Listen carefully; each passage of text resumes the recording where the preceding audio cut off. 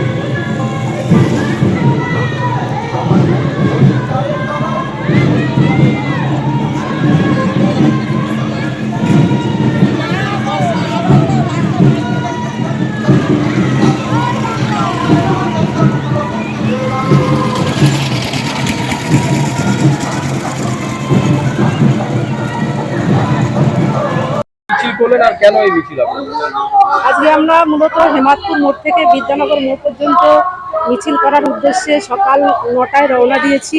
মূলত আজকে যে প্রোগ্রাম, যে লোকসভা নির্বাচন, সেই লোকসভা নির্বাচন পূর্ব বর্ধমান জেলার যে ক্যান্ডিডেট মাননীয় ডক্টর শর্মিলা সরকারের সমর্থনে 13 তারিখ যে ভোট, সেই ভোটকে সামনে রেখে আজকে আমরা প্রচারে বেরিয়েছি।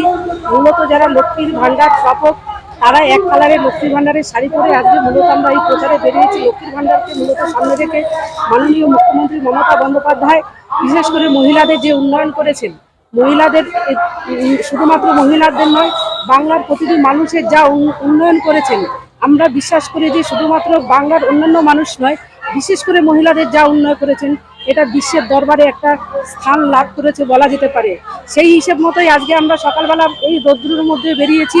প্রতিটা পরিবারের প্রতিটা মহিলা লক্ষ্মীর ভাণ্ডারের শাড়ি পরে বাংলার ঘরের কাজকর্ম ফেলে রেখেও শুধুমাত্র তৃণমূলকে ভালোবাসে বলে, শুধুমাত্র মমতা বন্দ্যোপাধ্যায়কে ভালোবাসে এর কঠোর রোদ্রের মধ্যেও পতাকাটা তৃণমূলের কাঁধে নিয়ে আজকে সকাল হেমাদপুর মোড় থেকে বিদ্যানগর মোড় পর্যন্ত আমাদের যে মিছিল, সে মিছিল সংগঠিত করে আমরা আজকে এখানে শেষ করলাম। আজকে এখানে যা মহিলা ছিলেন তার 500 মহিলা আজকে এখানে উপস্থিত হয়েছেন। আমরা এখানেই সমাপ্ত ঘোষণা করলাম।